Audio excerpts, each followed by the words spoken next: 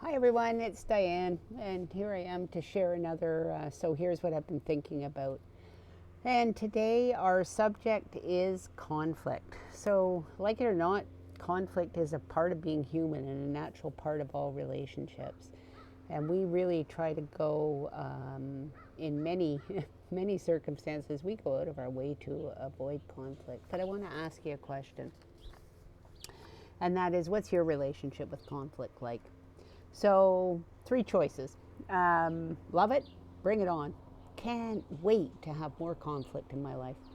The second choice is I tolerate it. I'll address it when necessary, but I really would prefer not to. And the third one is that you'll run the other way as fast as you possibly can to do anything you can do to avoid it, even if you just think it's going to happen. So I think probably, truth be told, we all have circumstances where each of those things may resonate with us. But today we're going to talk a little bit about leadership and conflict and what happens when we clash. And I think the more we understand about conflict and its causes, the more tools we have to actually not only resolve conflict, but to get ahead of conflict and be proactive in our solutions, in managing conflict and managing difficult or tricky situations like that. So, first of all, I want to talk about the causes of conflict in the workplace, because sometimes I think we just attribute it to personalities, which very much is a part of conflict, but it's certainly not the only source of it. So let's talk about the five different sources of conflict in the workplace. The first is information. So sometimes when you're trying to solve a problem with somebody else, or another group of people, people have different or insufficient information, or they disagree with the data that's being used in order to solve the problem or to figure out the solution to something. And that can't be underestimated. I think that so oftentimes conflicts that arise because there are assumptions made about the information, and again, there's an imbalance sometimes about the amount of information people have. So that's one of the sources of conflict: information. The second one is about values, and that's a tricky one. It's a perceived or real difference in values. And so, if somebody has a value of commitment and loyalty, and somebody else has a value that conflicts with that, then that potentially can cause, well, I just said conflicts with that. That can cause real conflict in the workplace. So, again, knowing your values, knowing your team members' values, and understanding where there might be potential clashes with that. Oftentimes, when we have a staff member who is struggling to sort of be part of the team, it can be a real or a perceived conflict in values. The third one is a conflict of interest, which we talk about quite a lot. And a conflict of interest really is that there is a competition or over real or perceived actual needs. So the interests of one party are not necessarily consistent or congruent with the interests of another party. And therefore, what we get in the middle of that is a conflict of interests. And so important, again, to understand what each party's interests are and how it is that you can come to a mutually agreeable solution about those interests. The fourth one is relationships. A tricky part of being human is relationships and navigating through those relationships.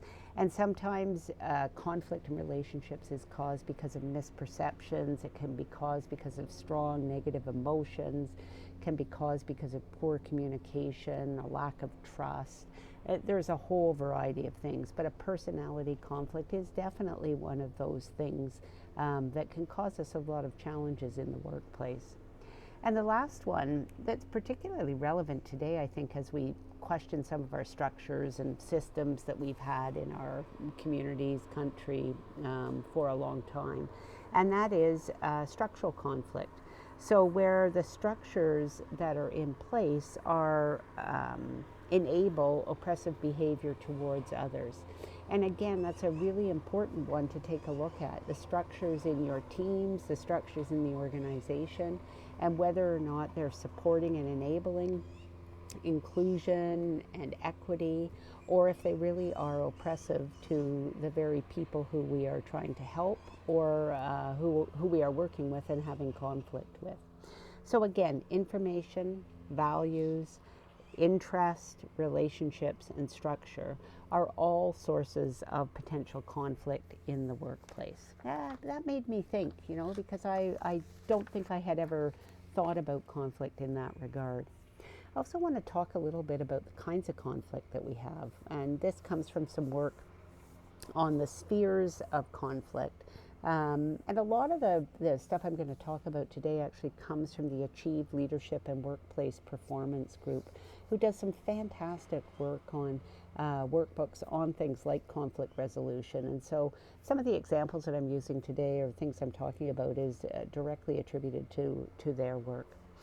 But one of the things that I thought was quite fascinating is the kind of the different spheres or the different areas of conflict. And you have to pay attention to these words because there's inter and intra. So intra means within, and inter means with others, or without, maybe, I don't know. Anyway, let's follow through the scenario. So intrapersonal conflict is when you've got a conflict in your own head. Maybe you want to be on time for work, but you've got a bunch of stuff going on. You've got some mental health stuff going on. You've got stuff at home. You've got a conflict within yourself. And conflicts within yourself are often really challenging to deal with. Now, sometimes what happens is you may have a conflict with somebody else, which is an interpersonal conflict. But in fact, the source of the conflict with the other person is actually related to the conflict you're having within yourself. That's kind of important to think about. So an interpersonal conflict is a conflict between two people.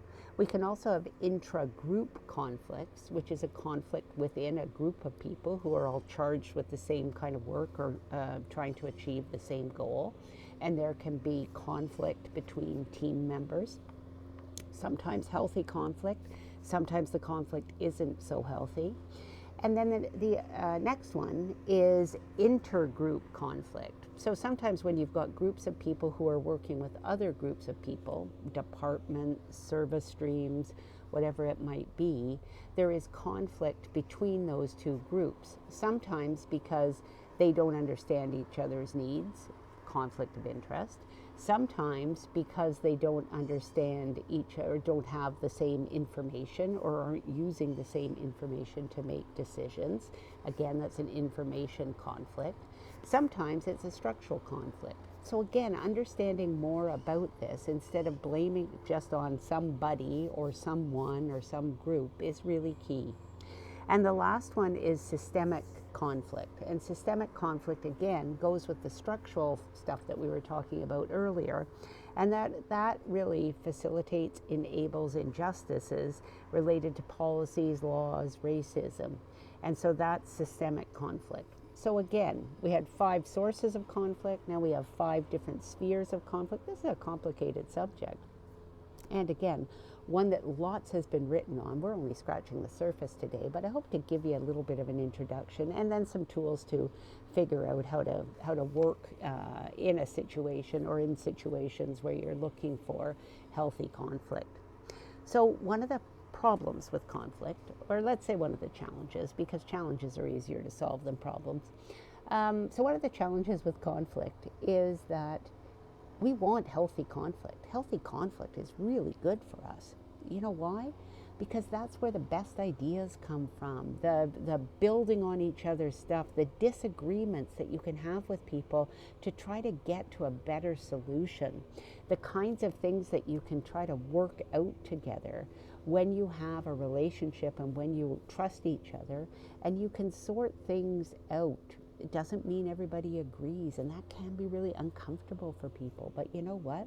If we didn't have healthy conflict, we would only ever go with one person's idea or one person's plan without having the rich dialogue that comes with that. The challenge is, how do we keep conflict in the healthy realm? Because it's really easy for it to turn unhealthy. And when it turns unhealthy and destructive, it's not like it starts that way. It often is done on a scale. And that scale, actually, if we don't get ahead of the conflict at the beginning, then it becomes worse and worse and worse because we haven't dealt with it.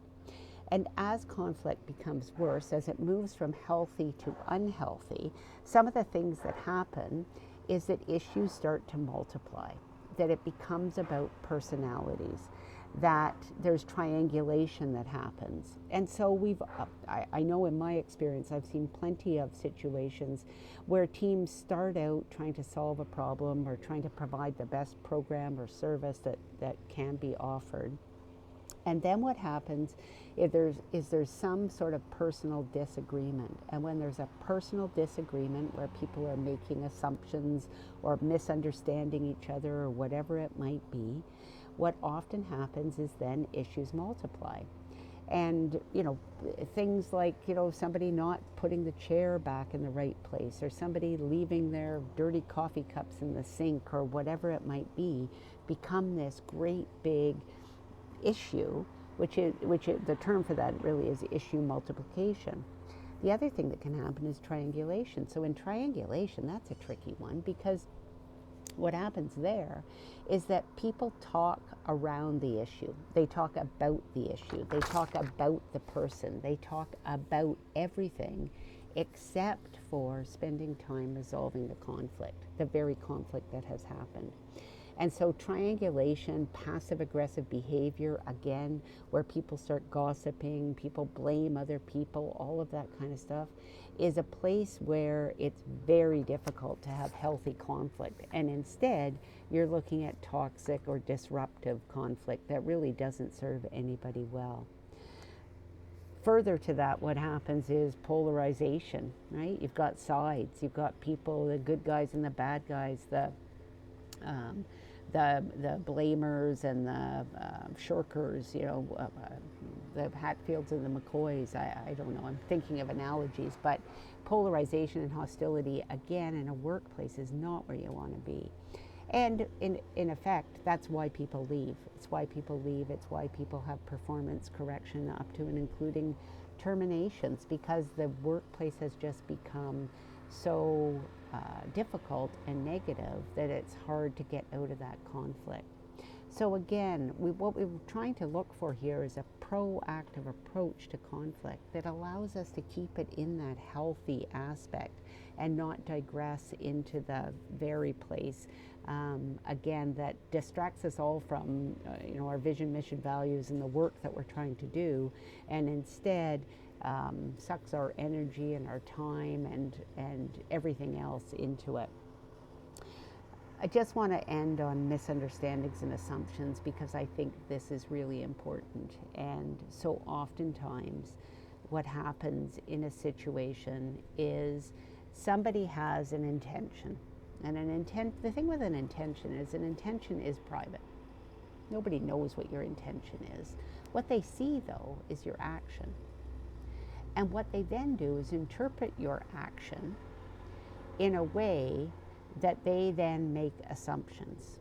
So there's a perfect example in the Achieve workbook, again, that talks about somebody who's focused on their work, putting their head down. The intention of this person is to get their work done. A coworker comes in, says good morning, the person doesn't respond. The coworker interprets that as, my coworker has a problem with me. They don't like me. And so my assumption must be that I've fallen out of favor with this person. When really what actually happened is the intention of this person was to get their work done. So when we get to misunderstandings and assumptions, we often base them on negative or incorrect assumptions, and we go to the personal right away. And when we're impacted, we assume that the person intended us to feel this way, where the person didn't intend for us to feel that way at all. All the person was trying to do was to get their work done. And their action actually led us to this negative interpretation or negative assumption. And when we assume that somebody has negative intentions, it may well lead to conflict. And when it leads to conflict, then we have to react to that conflict and resolve that conflict. So again, actions are public, intentions and assumptions are private. Make sure you check the intention and the action and your assumptions so that you're not internalizing that yourself. I want to end on meetings because honestly, I think most meetings are boring. You know why I think that? Because they're not used as places where we can have healthy conflict and healthy dialogue about different ideas. And the only way that we can get better at what we do every day is by having healthy conflict and a forum and a place where we can debate ideas constructively, respectfully, and positively. And that can be uncomfortable because what I say you may not agree with, and what you say I may not agree with. But it's only by having that kind of healthy dialogue that we can really sort out how it is that we can get to whatever the goal is we're trying to achieve. So just the tip of the iceberg here, conflict resolution is one of those things that there are oodles and oodles of books, TED Talks, videos, whatever it is written about. I'd encourage you to check out more if you're interested. Thanks so much for coming today. Bye-bye.